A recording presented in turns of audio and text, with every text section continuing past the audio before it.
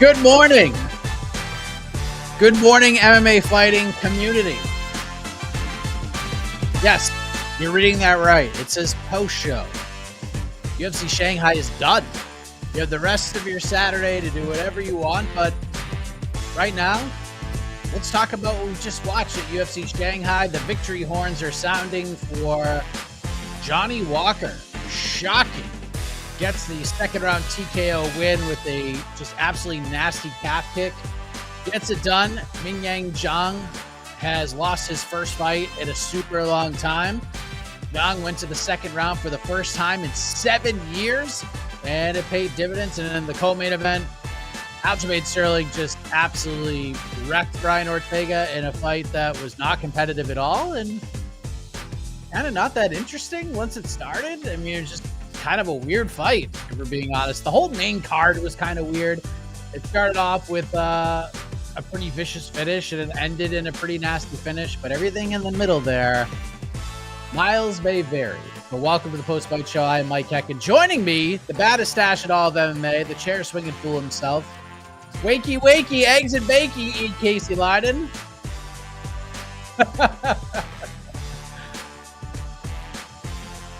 Oh, hello. What is he saying, folks? Tell me. Say it in the comments. I don't know. Oh, we're just yawning. It's early. It's early. Yes. It was an early one. That alarm went off at 2:30 a.m. Eastern time, and I was like, oh boy. We're in. I was excited about this card at first, but then the time hit me. I was like, oh crap.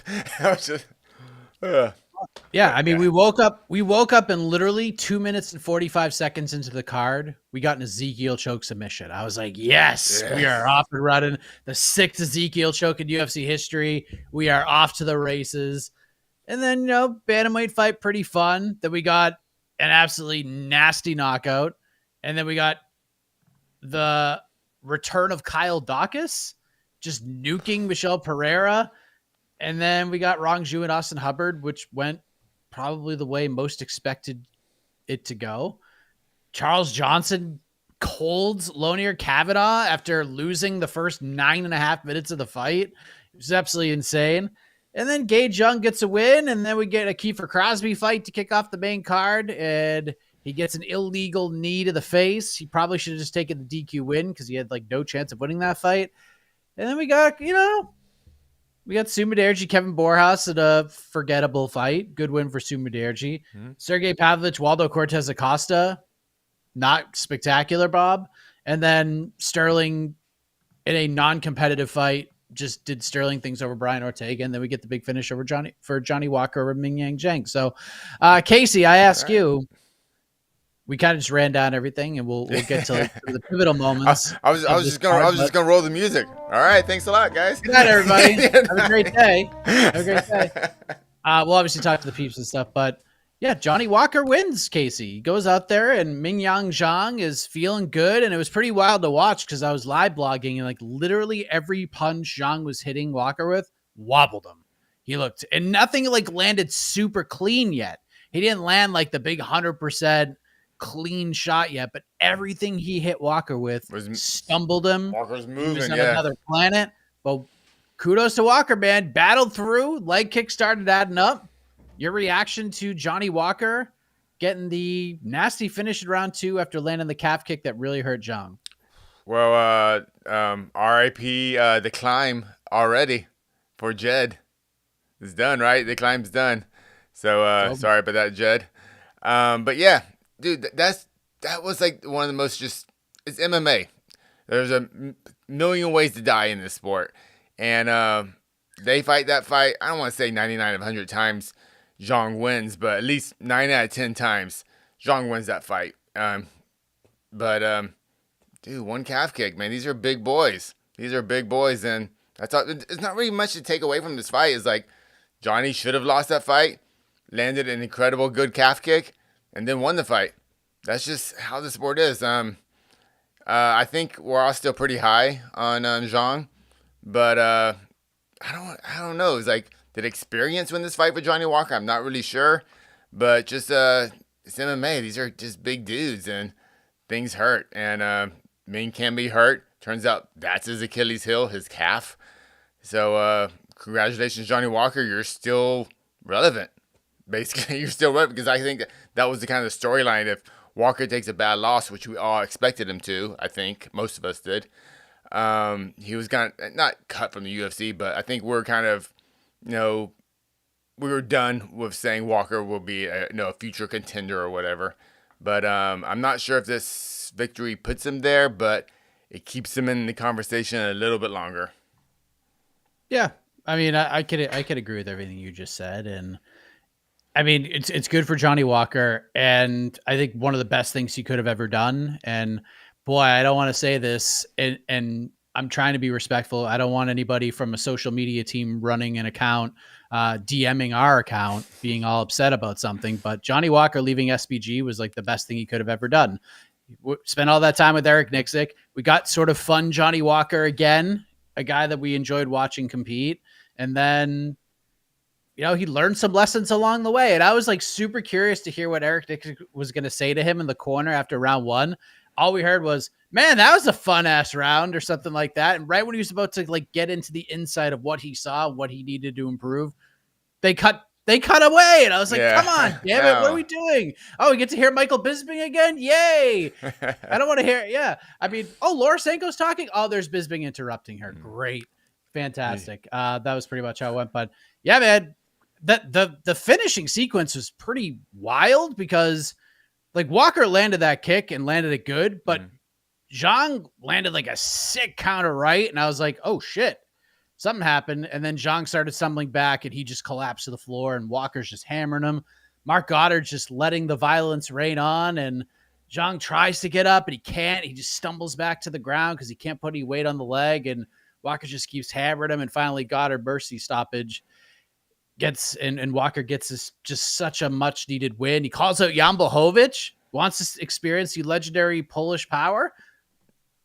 Meritocratically, the fight makes no sense, but I don't know if anyone's going to complain about seeing Johnny Walker versus Jan Blachowicz right now, right? I think that would actually be pretty fun.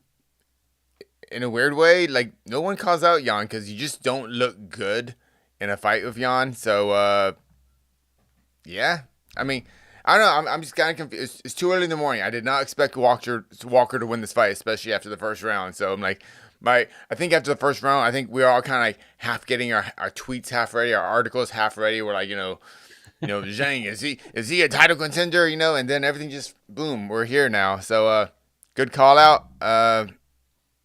Yeah, I mean, yeah, I don't really, I'm kind of, I don't really like, I don't really know what much to say about that fight. I mean, and Johnny Walker is just, he's still relevant and he's still dangerous. And you're right. Good note, good point. Sorry. Thank you for pointing out him changing camps in Nixick and I guess moving to Vegas. Does he live in Vegas now, I assume? Yeah. Yep. So that just makes sense for him. And crazier things have happened, but, maybe Nixick can bring out that Johnny Walker that was supposed to beat Corey Anderson years ago and was supposed to go in that title run. So maybe we're back. He's still like Johnny Walker's like still his young 30s.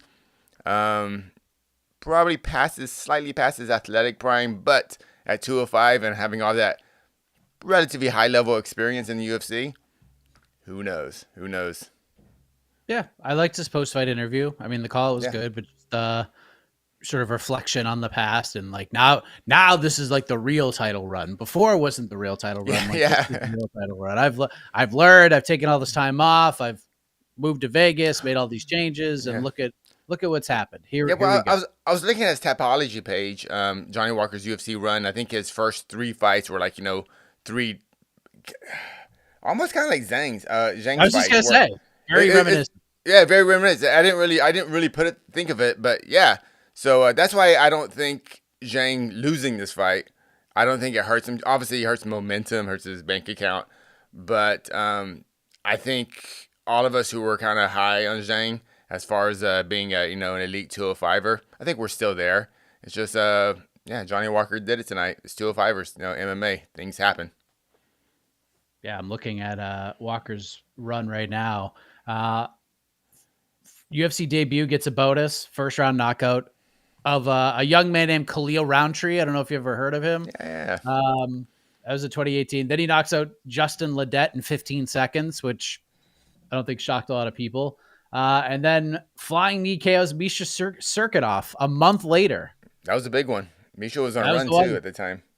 Yeah, and then that was just sort of like a mishandling of him, just throwing him right in there with Corey Anderson. Because I remember when they booked that, I was like, why are we doing this so quickly? He just started. He's only fought for 2 minutes, maybe 3 in the UFC. We're giving him freaking Corey Anderson in his 4th UFC fight, which is kind of wild if we really think about it. And I didn't really feel that way about Johnny Walker. Like if they threw Zhang in there with Carlos Ulberg or something, or like they threw him in with Jan for his like 4th fight. Like that would have been, if they threw him in there with Corey Anderson, it would be like, might be a little too quick there. But how do we handle Zhang moving forward? Because this is kind of a bummer. Like the UFC put him in this spot for a reason. I mean, obviously Johnny Walker winning and being fun is not the worst outcome in the world, but at the same token, they bring this event to Shanghai. They do it so Zhang can headline and send the fans home happy and look like a superstar, because as we've talked about, this division is not good and it needs stars. It needs somebody to get people talking about it. And that is not what happened here. He is only 28, which at light heavyweight he's got like a decade to go if he wants at this point. But how bad of a loss is this? Like just looking at it from the Zhang perspective, but even from the UFC perspective, when you set up this event, you set up this fight to make Zhang look good and have the Hogan must pose moment, and it didn't happen. I think it's okay, honestly. I think, yeah, it sucks in the moment, like in the moment, but the crowd seemed to, because Zhang looked good in that first round. I think that's the most important. He looked really good. I don't know if you can pull what are the live odds after the first round. It had to be, they're probably pretty high, minus 2,000 or something like that. I'm not calling this the greatest comeback ever, but there was no indication that Walker was gonna have a comeback victory. He's just kind of not that guy.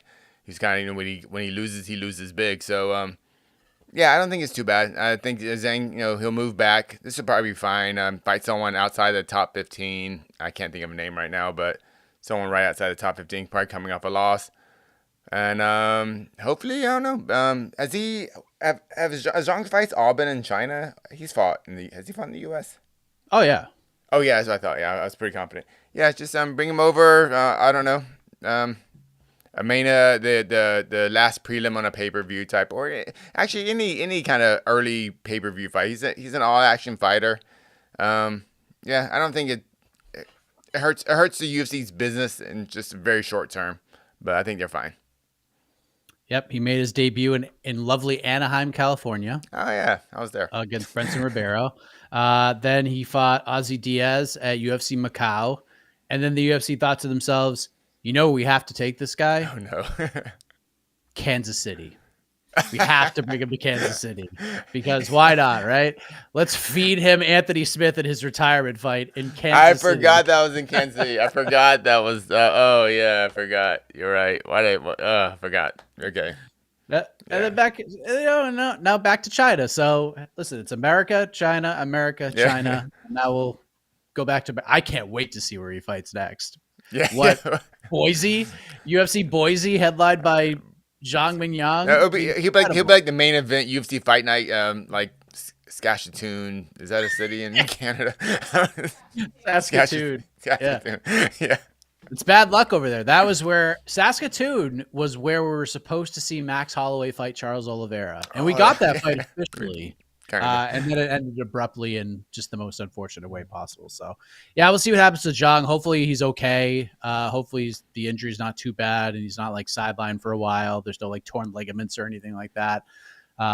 Maybe just a bone bruise or something. Like that's what we're hoping for. Because again, he's an exciting guy, and yeah, light heavyweight needs exciting guys. I mean, I don't know if we're going to matchmake for him for on to the next one. So let me just kind of take a look and see who's available. Do we do Iwan Kuchalaba? I kind of feel like that feels right. Yeah, That feels yeah, right. that feels right. Somebody who will like give him a fun face off, and then he could probably finish at some point. So yeah, Yeah, I think that's a good one. you young man, you are so good at this. That was the perfect one. Yeah, that was Yeah. the yeah. Kudalaba, that's the guy. We got it. Uh, I think the more interesting story coming out of this car. I mean, look, I know Johnny Walker gets a big win. That's a big story, but the Brian Ortega saga over the last 48 hours or so has been some story. This guy, talked all week. It's Ortega told me this is Ortega 2.0. Ever since the Diego Lopez loss, I've learned a lot about myself. I'm ready to go on a run. If I win this fight, I probably won't get the credit from the fans. Worst, I'll get a title eliminator, and then I'm going to go fight for the belt. And then everything that happened Thursday happened. And then he comes out. I was curious how he would look in the walkout, and he looked okay. Like, he didn't look bad. I wasn't like horrified looking at him walk to the cage. And then Casey, as you very well know, that damn bell has to ring. And once Mm-hmm. it rings, once it rung, Yeah. Brian Ortega just was not there at all. There were flashes of him in round 5 where he landed a couple of punches that kind of wobbled Aljo and had Aljo on the run. And I want to talk about Herb Dean in that fight later on as well. Okay. But yeah, this is all Aljo, man. Like, this was not even a fun, like, competitive fight to watch, because and if I would have told you heading in, hey, Aljamain Sterling is gonna outclass Brian Ortega and not shoot a single takedown, would you believe me? Oh. Like, he just would have outstruck Brian Ortega. Like, I think a takedown eventually happened, but through like the first 3.5 rounds, Aljo didn't shoot once. He just pieced him up on the feet. It was crazy. Yeah, I don't know if that was. I mean, I'll have to listen to what Aljo says in his post-fight interview, like in backstage. But like, I have a hard time believing that was the game plan. But when Aljo was out there, they were like, Ortega's giving me this. I'm just gonna keep switching stances, keep jabbing, and just keep moving. And Ortega, oh man, I I hate saying this because when we have these kind of victories that are incredible big victory for Aljo, but it sucks because I think the story is gonna be just how bad Ortega looked. And was it the weight cut? Was Ortega is there just it's just too many miles on him at this point? It's hard to tell. I mean, the weight cut clearly had a giant effect on him. Was it the travel? I don't know, but like that Brian Ortega was. Yeah, that was the worst Brian Ortega we've ever seen in the UFC. And it was so bad, it kind of brought down Aljo's performance because Aljo got 50-45. We should be going, oh my God, Aljo looked amazing. He just shut out former title contender Brian Ortega. I don't know, no one's done that since like Max Holloway or I don't know, someone. But yeah, Ortega just looked really bad, and I think that's gonna be the story of the fight, especially if the weight miss and everything. And I think, yeah, Aljo got the win. I think we can kind of solidify that Aljo is a top 145er. We get the next title shot. Credit for him for asking for it. I highly doubt it, but I mean, he would have to like. It was gonna be hard for him, I think, to get a title shot regardless of what happened tonight. But especially if that victory, yeah, he'll fight one more time. And Ortega, I hope his days at 45 are done. Send him to 55. Have some fun fights up there. But it sucks saying, but yeah, I think that's the last we might have seen Brian Ortega has an elite top 5 fighter in any division. Yeah, I kind of think we've been there for a little while, but I mean, Ortega's such a wild card, you just never know. And you Yeah, think yeah. he'll pull off like a Hail Mary submission out of nowhere and get a win in Mexico against Yair Rodriguez. Like, no one saw that coming, and he just goes out and does it. Aljo did shoot one takedown in round 3. He shot one takedown in round 4 and completed it, and he was 2 of 4 in takedowns in round 5. So 3 of 6 in takedown attempts. All of them happened in the second half of the fight. And Aljamain Sterling outlands Brian Ortega 124-55 with significant strikes. 27-2 in round 1 for Aljo. It was a good performance. Like, I just didn't see him like doing that. The leg kicks are nasty. Like, Ortega's leg was a mess. but it just wasn't, because like Aljo has to think about it in this sense too. Like, you go out and lose to Brian Ortega, like you're done. Like, you're not getting a title shot at featherweight. Your career's probably your career might be over. You might just be like, yeah, man, if I can't beat a Brian Ortega who missed weight by 8 pounds and didn't even really try and looked so defeated, even just walking to the stare down. A guy like Aljo, as competitive as he is, he's going to look himself in the mirror and be like, yeah, do I even want to do this anymore? And he doesn't have to do that now. So we'll see what happens. I don't think he gets a title shot. I think he should definitely call the UFC and maybe have his manager call the UFC and say, hey, I'll be the backup for that fight. Maybe he does that. Worst case scenario, I think he has earned, especially if they're going to do Lerone in December. John Silva's fighting Diego Lopez. I think you throw Aljo. I think John Silva's going to win that fight. But even if he doesn't, Aljo versus the winner of that one. And if Aljo wins, you just give him one last shot at the belt. Why not? It seems like everything's kind of lined up that way. It seems good. Yeah. Yeah. No Have a little issues. tournament. Lerone's the man. Give him a shot. And then we'll kind of go from there. So, yeah. And the other high stakes fight on this card, again, was not a thriller by any stretch of the imagination, but my fantasy team takes a hit. Waldo Cortez Acosta loses to Sergey Pavlovich via unanimous decision, but Jed gets the points, but not as many points as he had hoped for. So I guess in some way, I played some defense and shut Jed down a little bit. He didn't get the knockout and the bonus and things of that nature. Hey, my fantasy team took a hit tonight. Who? Oh, you had Zhang. Zhang. Zhang. Yeah, Zhang. Yeah, so I got hit. So I had to come out here when we started the show, and kind of riff on Jed for already losing the climb. But yeah, that was yeah. I had a good first half of 2025. My second fantasy draft, and the second half isn't turning out so hot. But yeah, it was a tough one. We have bonus. I don't regret my pick. I don't regret my pick, but yeah. It's a great pick. I don't regret the WCA pick either. And I only mostly picked WCA because I'll probably get 2 more fights out of him this year. So he's got to win one of them. We have bonuses, Casey. Care to take a guess? Ooh, no fight of the night. You are correct, sir. Yeah. Okay, no fight of the night. All right. Johnny Walker. Yes. Ooh. I'm assuming they didn't give one to Nuraji. Is that how you say his name? Nuraji? Correct. They did not do that. They did not give him one. So, Charles Johnson. Yeah. Dawkins. And oh yeah, and the 4 finishes. Is that just 4 was there just 4 finishes? No, there were more. There were more. Okay. And then the Zico choke at the beginning. Yes. Yi Zhang had a 37-second cold KO and didn't get a bonus. I'm pretty shocked by that one. Like, he killed Weston Wilson. That was nasty. Like, real bad. Wilson was down for a while, blood gushing out of his face. They wouldn't even show his face on the broadcast. Like, it was filthy, that KO, and no bonus. But yes, Saltabadiev, that's a dude. I would keep Zhang far away from that guy. Tell you that. That's a guy we need to watch at 205 for sure. Kyle Dawkins, man, that was pretty impressive. Ooh. That was sick. Yeah. First punch he throws, bam, Pereira goes down, and then he started like elbowing him in and out of consciousness. Like, back of Pereira's head was hitting the mat. Yeah. He was out, and then the last elbow woke Pereira up to the point where it like bounced him back to his feet. And we were just like, oh, is that stoppage too early? And then you watch the replay and you realize that it wasn't. So Charles Johnson, that was absolutely nasty. Dude is a problem. And if you're a prospect, do not face Charles Johnson. If you're trying to go up the ranks, do not face Charles Johnson.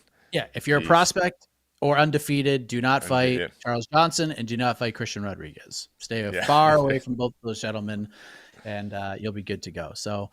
Yeah, let's go to the peeps. Let's see what the peeps have to say, because there's not really much else to break down here of substance. Oh, the other interesting piece of news that happened throughout this card, UFC 320 has added another fight at 145 pounds. Josh Emmett versus Yusuf Salal going down to UFC 320. Okay. top 11-ish featherweight tilt. So yeah, good fight. That's gonna be on the main card as well. All right, got some super chats first. $10 super chat from Stephen K. Bisping saying Aljo should stand his ground, then completely 180'd after Sanko called it out was effing hilarious, man. Keep Bisping on the slap part commentary and away from my TV. I don't want to keep doing this every single show. Yeah. But you even said in our Slack channel, and I'll give you full credit for this because I was thinking the exact same thing. Bisping hurt Laura Sanko bad tonight. Like, he really did. Laura could not get a frigging sentence out without Bisping interrupting her or counteracting her. Like, there is just no flow there at all. They didn't match well at all. Yeah, they did not mesh well in any way, shape, or form, and it was tough to watch because like Sanko's so good at like breaking down and like seeing things that, especially if I'm live blogging, she is like the best color commentator to have when you're live blogging because she points these like little things out that you have to really pay attention to, especially if you're not paying attention to it. But yeah, it was just tough scenes, man. It was tough. And the tough thing also was the Road to UFC card happened the day before, and it was John Gooden and Michael Chiesa on color, and Chiesa was friggin' fantastic. He was so good. I'm just like, man, like give him more reps, throw Bisping on the desk. Yes. And like he's good at that. Like he's fine in that role. But like as a color person, as a color commentary, it's just not, he doesn't mesh well with anybody. It's crazy. And he's going to be on Contender Series Tuesday, and he's going to be at Paris when they come back from the 1 week hiatus. So a lot of Michael Bisping coming your way. So he was not great tonight.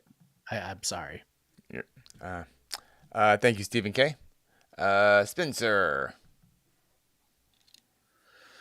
Boys, appreciate you waking up early. Rode the intoxication for my fantasy football draft into the card and didn't regret it. That Charles Johnson KO was disgusting. Sure was. Was I the only one on staff who picked Charles Johnson to win that fight? Wait. No, I picked him. I picked him too. You picked him too. Nice. By decision. Okay. By decision. I mean, the knockout. I picked him by decision. Yeah. Okay.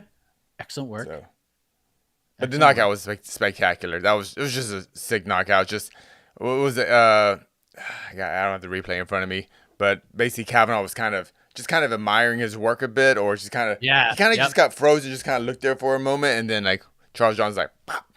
It was pretty cool. See ya. My favorite thing of the broadcast was Joe Martinez introducing Charles Johnson, and it was like, fighting out of Orlando, Florida. He is the pride of St. Louis. Charles Johnson. I was like, all right. Guys, just representing all the major metropolitan areas. Well done. Yeah, Charles Johnson's so good, man. This is a dude who like literally iced out Josh Van not that long ago. And now Josh Van is about to go fight for a world title. So, yeah, Charles is going to be a tough out in this division forever and ever. Someone had suggested for on to the next one, Charles Johnson versus Tim Elliott.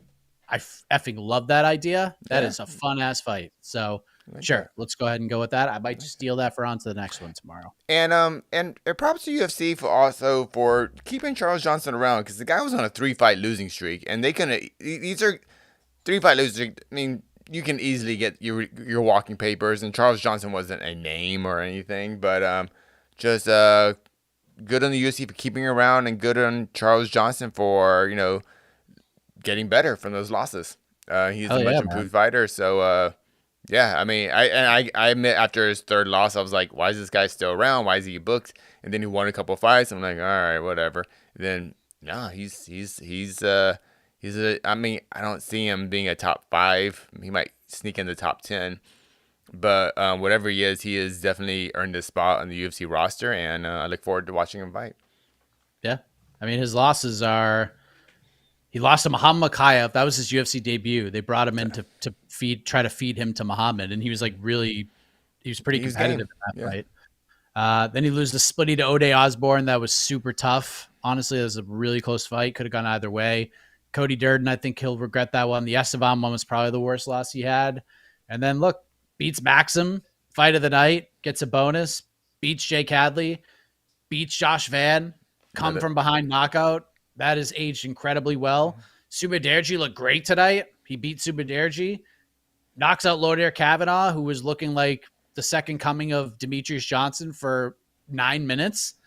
And his other loss was to Ramazan Temirov, who is really, really good. So, yeah, good win for Charles Johnson. Another boring flyweight with, 3 fight of the night finishes, So.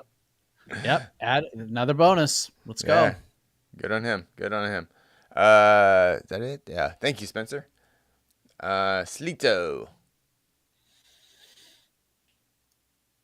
Oh, no.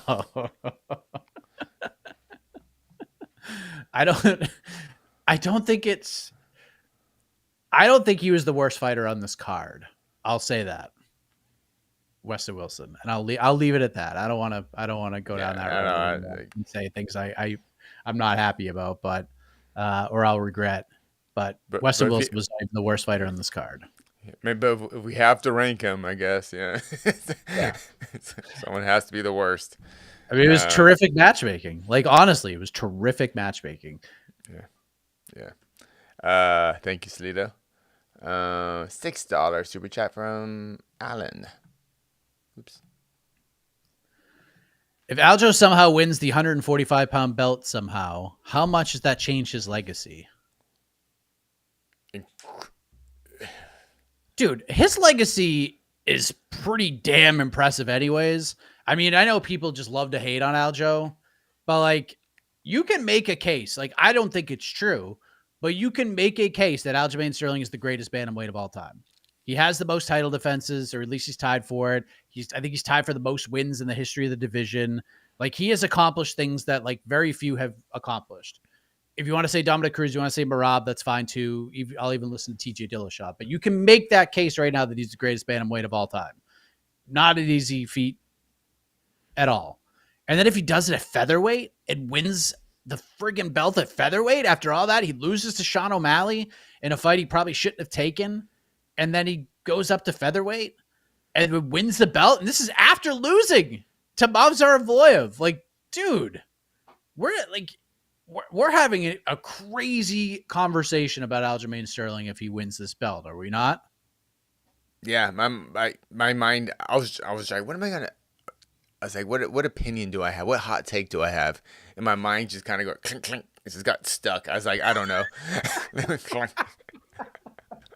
I was just like, I just didn't go there, and I was like, I never imagined an opposer Volkanovski Sterling for the title or something. It's just, who knows? Dude, what if they book Volkan Lerone and like Lerone gets injured or something? Like, Aljo's probably getting the shot, more than likely. So it could happen. I mean, just on ranking wise, Aljo legitimately could justifiably get the shot tomorrow. I mean, if they decide to do Volkanovski Sterling, it would. I don't think fans would be doing backflips for it, but it is a justifiable booking if they want to put Sterling there. I mean, because like they can go, well, Lerone Murphy just beat a unranked featherweight with no UFC experience. So if you want to go that route, and that's why Sterling's so good, because like you said, just the numbers he puts up, they might not be the most exciting fights. It might not just get people hyped up to like, oh, call your friends to come over and watch an Aljamain Sterling fight, but he gets it done. He gets it done, and he won tonight. We're not going to remember that fight. We're going to go, oh yeah, he won it, 50-45, but like I said, the storyline is really more about Ortega just kind of pooping the bed tonight as far as his performance, but it doesn't matter. Aljamain won. He showed up, and he could get a title shot, and it's not crazy to think that Sterling could beat and a kind of past their prime Volkanovski. It is, yeah. I'm not ready to say these things out loud with confidence, but it's there. It's right there. Aljo's gonna be the number 5 ranked contender in the division come Tuesday in the UFC's rankings. He will be 1 spot behind Lerone Murphy. Yair Rodriguez is still somehow ranked number 3, and then there's Diego and Movsar. Like, they're not going to throw Yair in there with Volk. So he's like off the table right now. Diego just lost to Volk. Lerond's about to fight Volk. Yes, there's Movsar there, but it doesn't seem like the UFC is in any rush to give him a title shot. Like Aljo literally, like right this second, at worst, in my opinion, Aljamain Sterling is one win away from fighting. That's it. One win away.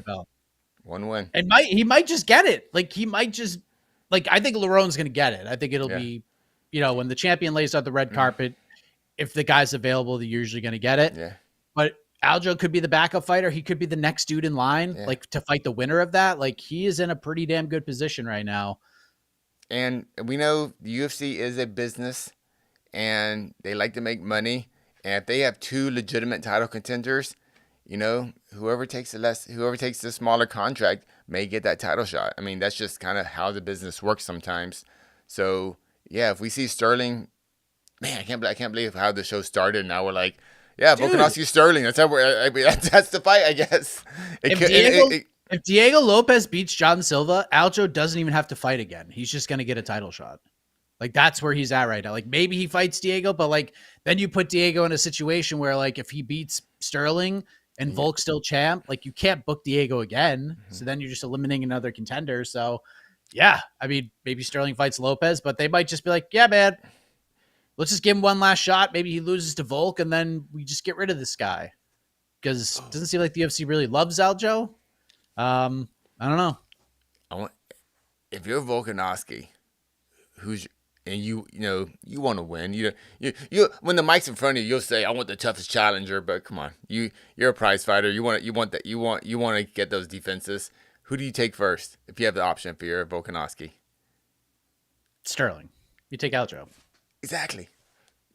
So if I'm Volkanovski, I'm Volkanovski. I delete that Lerone Murphy tweet and put where you at, Aljo? just screenshot it and put an X on it and put Aljo.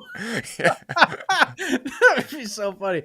Aljo's the better legacy fight because Aljo's a former champion.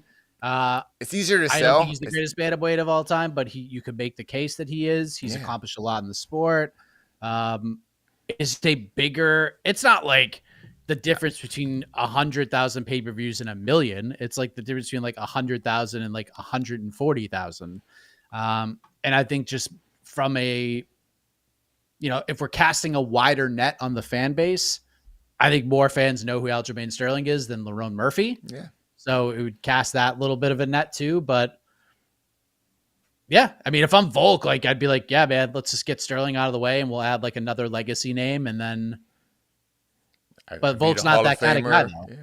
Volk's just like, yeah, man, you're the next dude. Let's just fight. I'm just happy to have a next dude up. I'm sure Volk was the guy who was like, please give me Movsar. Give him to me. I want to fight that guy. And then the UFC is like, nah, he has to fight Aaron Pico. Which, in hindsight, would have done Movsar no favors. Well, maybe it would have, because now Lerone Murphy's getting a title fight. Who the hell knows? So, I don't know. How bad has Movsar's couple weeks been?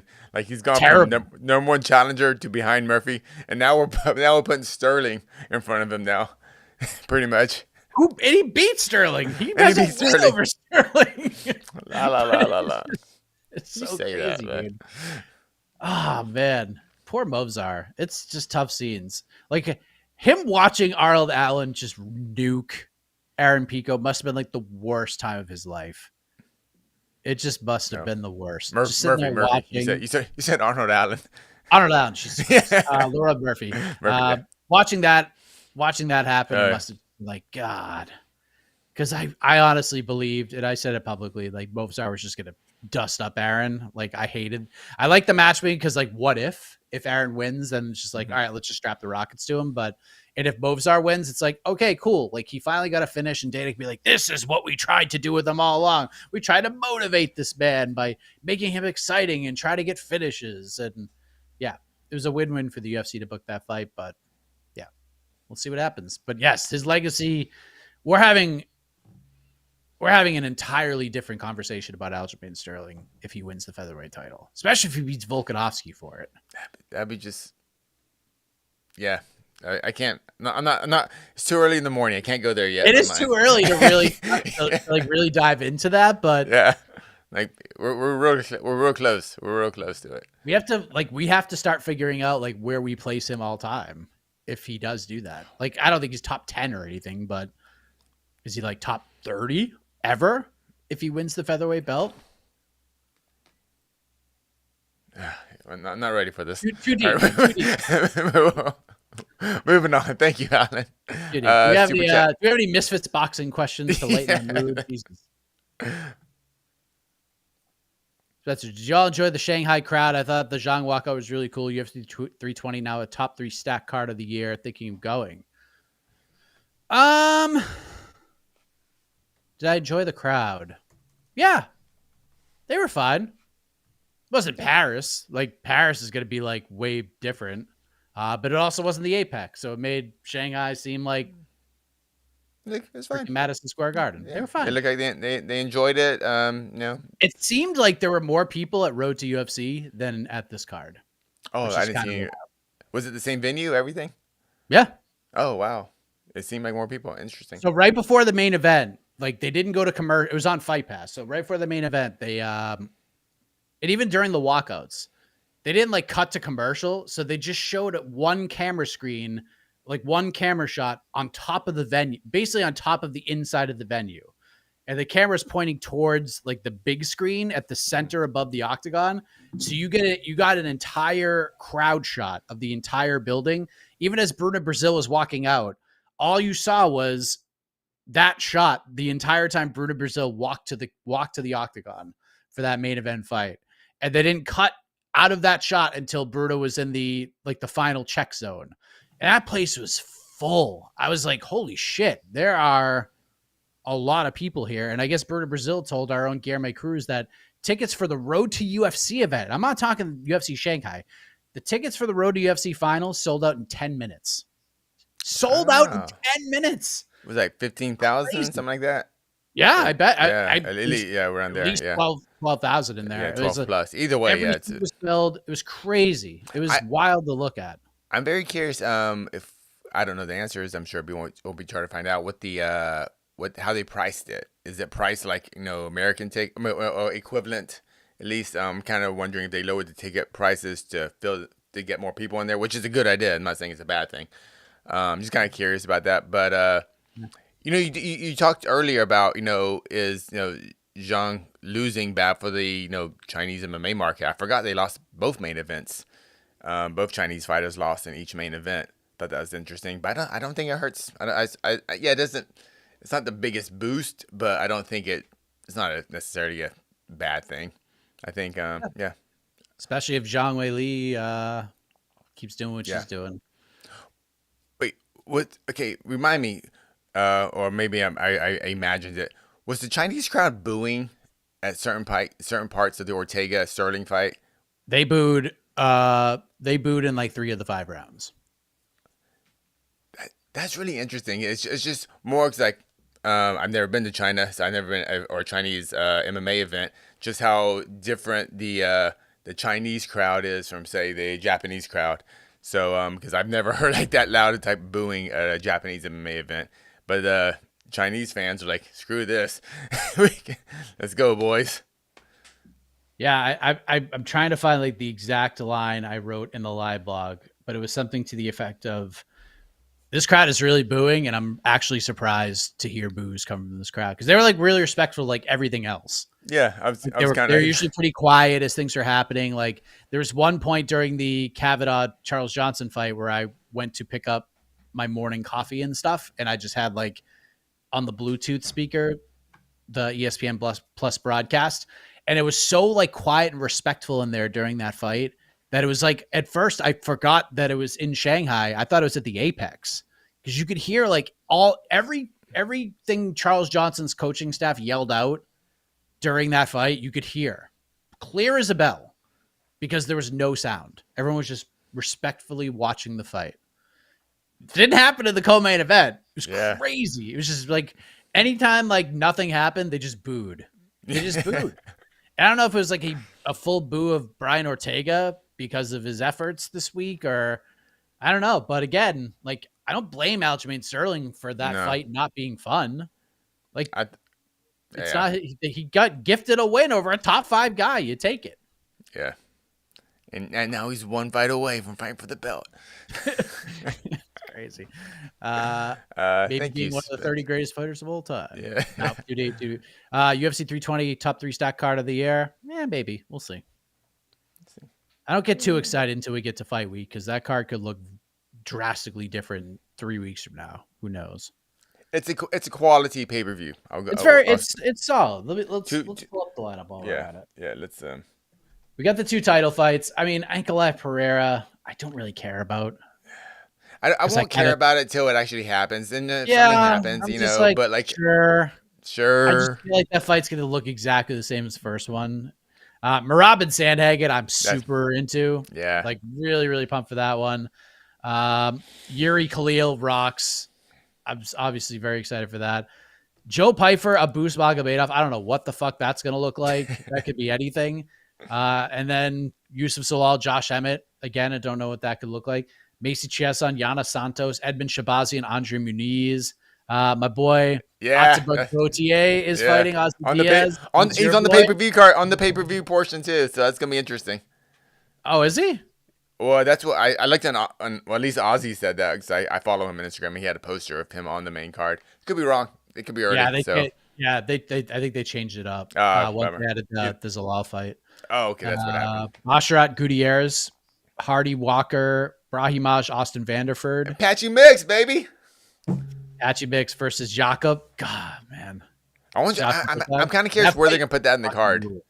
Yeah, I am too. I'm curious how they're gonna treat kind of that. I don't know, like fan interest. Like they're gonna put Joe Pyfer on the main card, and that's just gonna be a choice. Like we just tried to do that. What did he fight in his last fight? And it was not a good fight at all. That should open the main card. Oh, it's the Gaslam fight, yeah. Gaslam, yeah, it was Gaslam. I think we all trying to erase from our memory. That fight wasn't. Actually, now that I think about it, that fight wasn't that bad. But Patchy Mix versus Jakob should open the main card. That should open the main card. Yeah, that's what I would do. That's a high stakes fight. Like of all the fights on the card outside of the title fights, like Patchy Mix needs to win this fight. Like he has to win it. He can't lose. He truly cannot lose this fight. That's a tough freaking fight.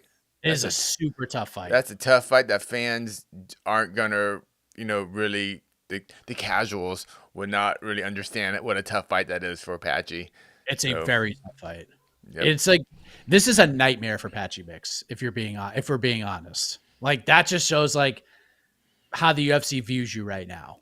Like, but hardcore. I love this fight though. It's so freaking. I love the fight, but if Patchy does lose, I just want to point out I'm a big Patchy fan. I believe in him still. Merab also lost his first 2 UFC fights.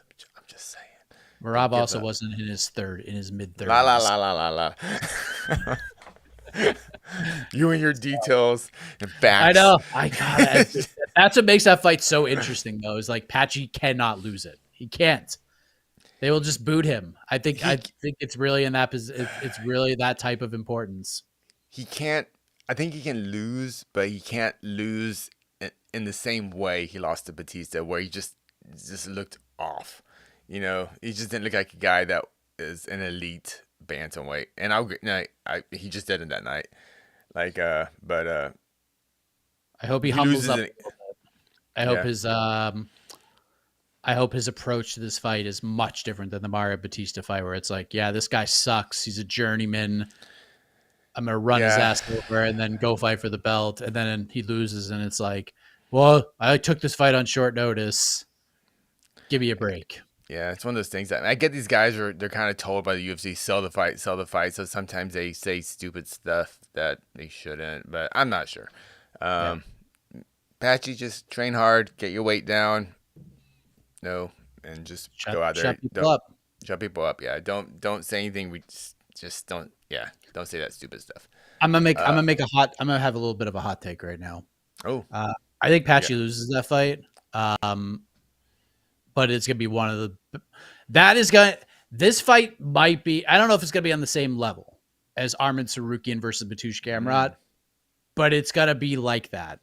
There'll be similarities where it's like one of my favorite fights of the year. And I will go back and like rewatch that one as much as possible. So I got that kind of vibe to this one. I dig it. All right. Thank you, Spencer. Thank you for the super chats. Got some more coming in. One more from Spencer. Forgot that I have to mention how impressed I am with your prop bet performance. Mike Borzak Booper got 50-40 forward. Yeah, baby. Thank you, Spencer. 10 pound? What is this? I think it's a 10-pound. Prop quiz. That's what it was. I was thinking about it. Maybe it's just my bet on Hamzat or the fans thing. But yes, I appeared. Our guy, Long Island Luke, who's on BTL, we did like a little full circle thing. He hosts a game show called Prop Quiz, which is like a Jeopardy themed sort of like MMA trivia game. And it was me versus Jed in the second episode of the program. I believe it was Luke Thomas versus Brian Campbell in the first one. And Jed and I battled it out. And as Spencer lays out in MMA terminology, I don't think it was a 50-44. I think it was like a 50-41. Just putting that. Whoa. Yeah, and it could have been better too. 10-8. Was it dominance, duration, everything? Damage, everything. Sure. Oh yeah, all the things. Even like point deductions. Like wow, judges climbing the fence, kicking you in the nuts. Tough. Yeah, I have some regrets. There's some decisions I made in that show that I wish I could go back and redo. Like I wish I went with my gut a little more on some of the questions I got wrong, and then like I also like was a little confused by the rules, which I shouldn't have been. And then like the final round, I should have just went all in, and I would have like the greatest point total in the history of the show, which I do now, but it would have been way higher and almost impossible to catch. But it is what it is. I had a good time. And Jed did not. And that's all that matters.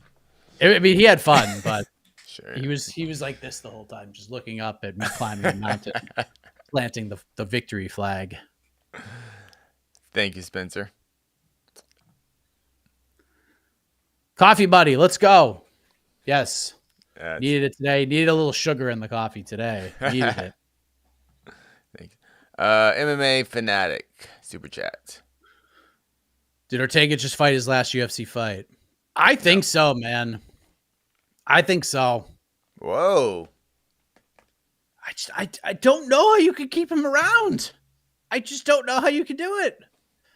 Is his name like that valuable at this point? You just signed a $7.7 billion streaming deal. Do you need to have Brian Ortega on the roster? Has he caused more harm than good over the last few years? I say yes. He's had like some interesting moments. Like the Volkanovski title fight was great.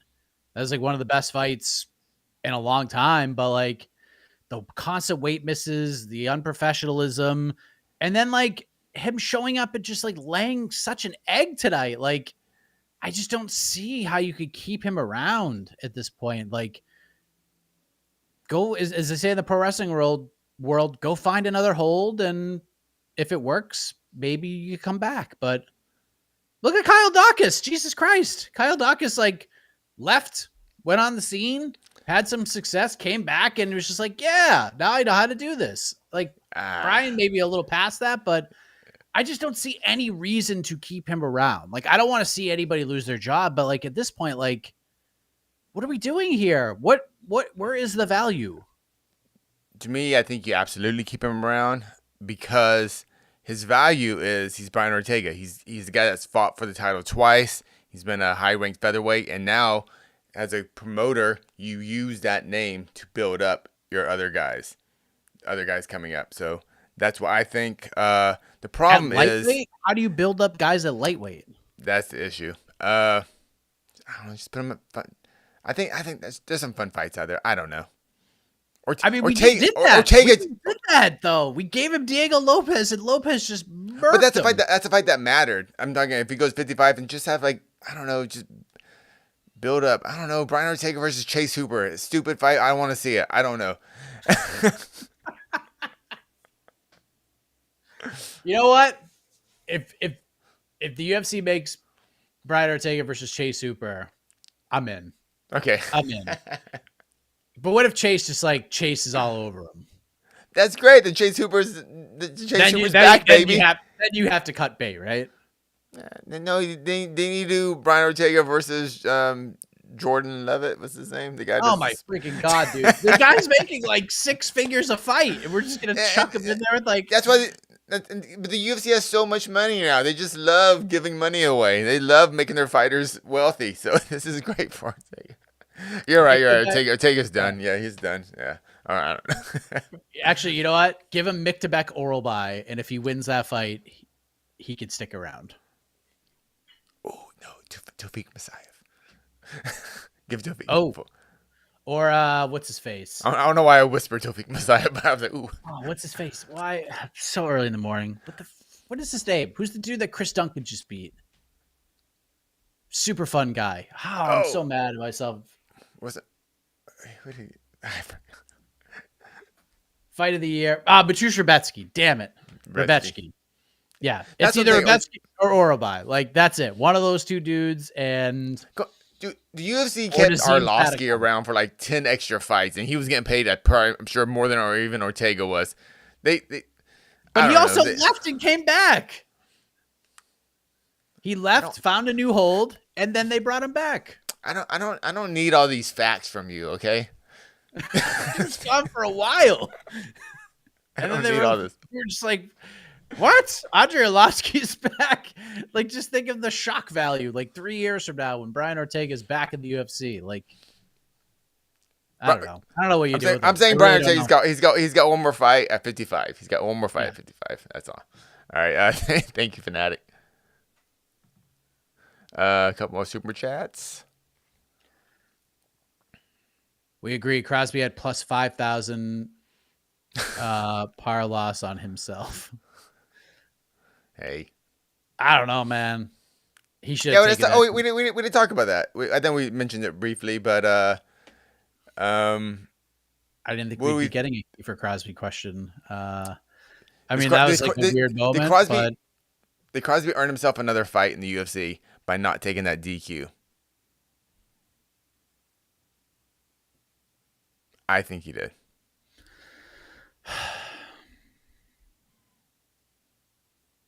I don't know. I mean, he's had 3 fights already in the UFC, so like, what's maybe that earned him like the final fight on his deal to like let him go out there and get finished, because that's gonna happen. Like, he's gonna go out and get finished. Maybe, yeah, I guess. I'll say yes, but I don't know if I think that's just like part of the equation, because he got real good, so and that doesn't hurt either. Yeah. So, yeah, you know what? He'll probably get one more. He'll probably get one more fight. Good on him. Good. Maybe not so good on his brain cells, but good on him. Yeah, at least it'll be some card outside of the United States against a fighter from the region that is hosting said card, who is an absolute finisher that no one knows about, and you just throw him in there with Kiefer Crosby, and there you have it. But Kiefer Crosby absolutely should have taken the DQ at the end of the day. Like, 1 billion% should have taken the DQ. That knee hit, that was nasty. That was nasty. He immediately, he took 45 seconds. It was like, yeah, I'm back. I'll fight. The referee really didn't give him an option. Once the doctor came in and said, like, you can still see. And the ref was like, all right, let's fight. Like, I guess we're going.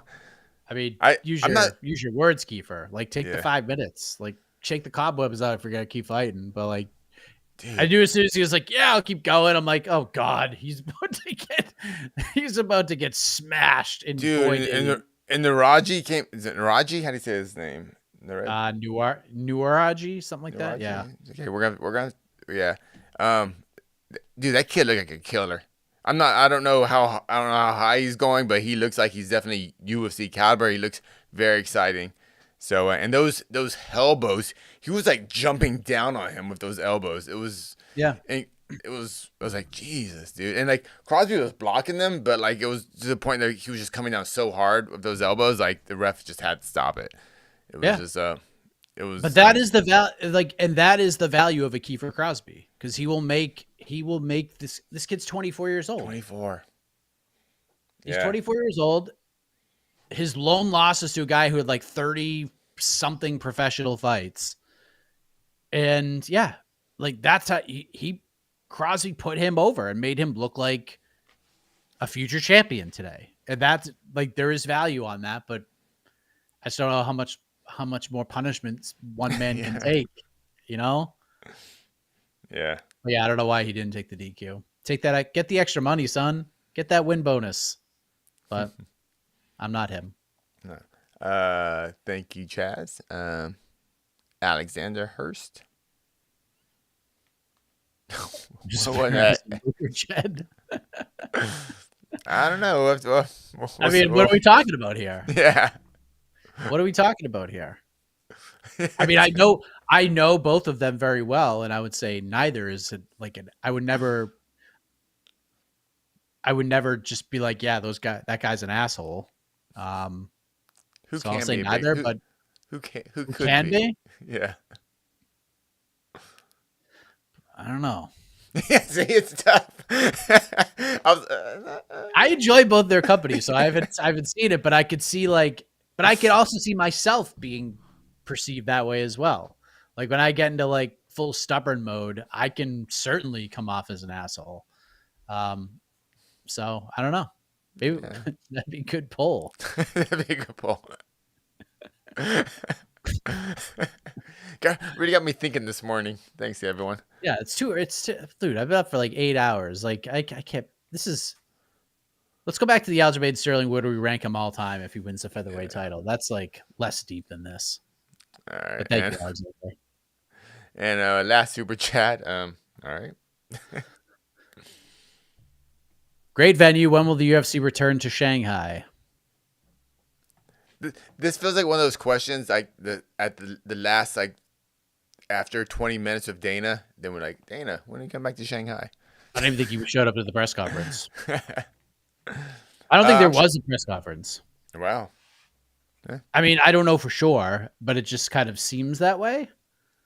Well, if it was all Chinese media out there, I don't know how interested they are. Unless they brought some of the Chinese fighters that lost, like if Zhang came out and talked to them. But I would expect UFC to come to Shanghai. I don't know, once every other year, probably.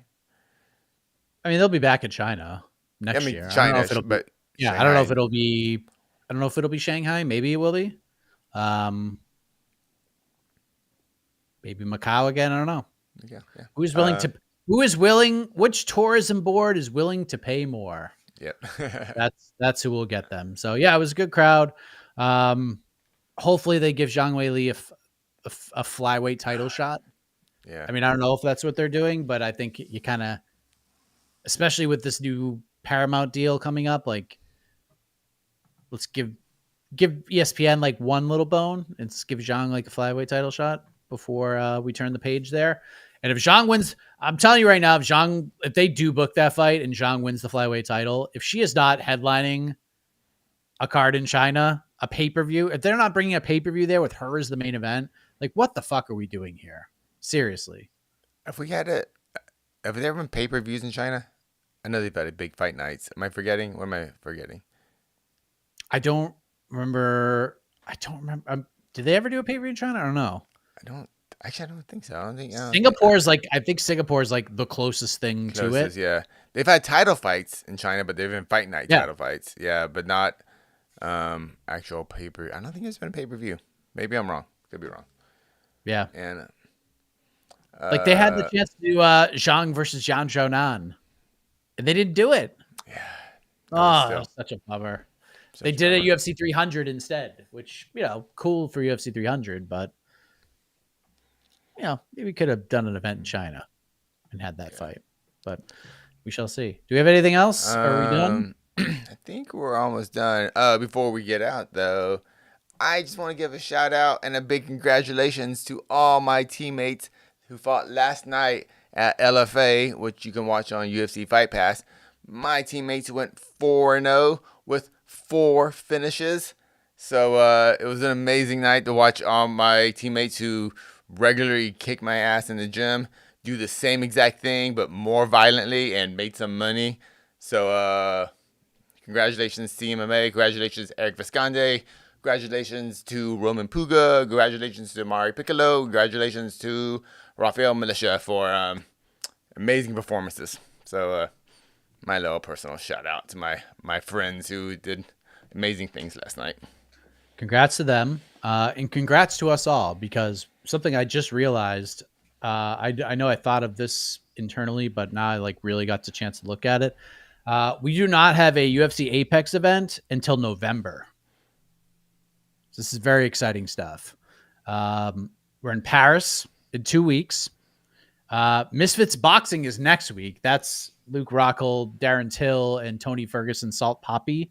We're gonna be there, so we will have person. Oh wait, real quick, we didn't talk about this at all. We got a lot of questions about it. What'd you think about Herb Dean and that was it the 4th round or something when Aljo got rocked and giving him the timidity warning? That was a super weird fight. Because then I think 5th round, yeah. Sterling cracked Ortega earlier in the fight too and hurt him. Mm-hmm. And Ortega complained about an eye poke, and it clearly wasn't. And Herb Dean was just like, yeah, man, I don't know why you're calling for a stoppage when you didn't get poked in the eye, and then didn't resume the action. I was like, what is happening right now? And then that whole thing happened. It seemed like Herb Dean was kind of on one today. Even like when Aljo got takedowns, it was just 10 seconds into the takedown and top control. Work, Aljo, work. It was pretty wild. So Herb was on one, a little more aggressive. Maybe he's just trying to. This is like the downfall of the Mark Goddard thing, because people are still pissed off about Mark Goddard standing up Hamzat and DDP. Herb defended Mark, and if you actually like look at the rule, Mark Goddard is actually right in doing the stand-ups. So many of the rules, everything's interpretation. Yeah. So I mean, even if you're because I guess everything is like, again, it's just like when you judge referee's discretion. Discretion. So damage is the number one priority, and then like in positional exchanges on the ground, it's like if you're not trying to finish, they can stand it up. Well, how do you know if they're not trying to finish? So that is the referee's discretion. But yeah, pretty wild. Herb was on one. Maybe that's the thing. We got Mark Goddard taking 2 points away from a fighter like immediately. And then, of course, Kiefer Crosby got knocked out seconds later. But yeah, maybe this is a sign of things to come. Some more aggressive refereeing. Yes, so Paris in 2 weeks for Imavov Bahalio. Big fight. Woo-hoo. Big fight. Then it's Noche UFC. Diego Lopez versus John Silva the following week. That's an earlier card, I believe. Oh, it is? I think it's a 3-6er. Oh, okay. Paris is a noon. Paris is like a 9 nooner or a noon 3er, something like that. And then San Antonio's a little earlier. Perth's a little earlier. Maybe it's a 6. I don't know. Still earlier. And then it's UFC 320. And then it's Rio with Oliveira and Fiziev. And then it's Vancouver with RDR versus Fluffy Hernandez. And then it's 321 in Abu Dhabi. And then finally, November 1st, all hail the world's most famous Apex, the triumphant return, before we start talking MSG and the rest of the November slate. So hit the music. Is there a main event for the Apex card? Great question. Let me check. As of right now, no. Nope. Let's see what this looks like right now. So far, there's 2 fights on the bill. Isaac Dulgarian versus Yadir Diwali. And this could absolutely be the main event. Ketlin Vieira versus Norma Dumont. It would not shock me at all if they made that the main event. Ranking wise, it makes sense. But yeah. Sure does. But can you imagine the reaction to that? But that's November 1st. We're so far away from that. We're not even in September yet officially. Yeah. So yes, UFC Shanghai in the books. Congratulations to Johnny Walker. Congratulations to Aljamain Sterling and all the big winners. And congratulations to all of you for waking up early and battling through this whole entire thing. So thank you very much. Jed will join me on to the next one tomorrow. We'll do some matchmaking following this card. It's going to be a pretty simple and short episode. And then it's on to Mystic Boxing and on to UFC Paris the following week. Casey, I am Mike Peck. Appreciate you. Have a great rest of your Saturday, the whole damn day. Appreciate it.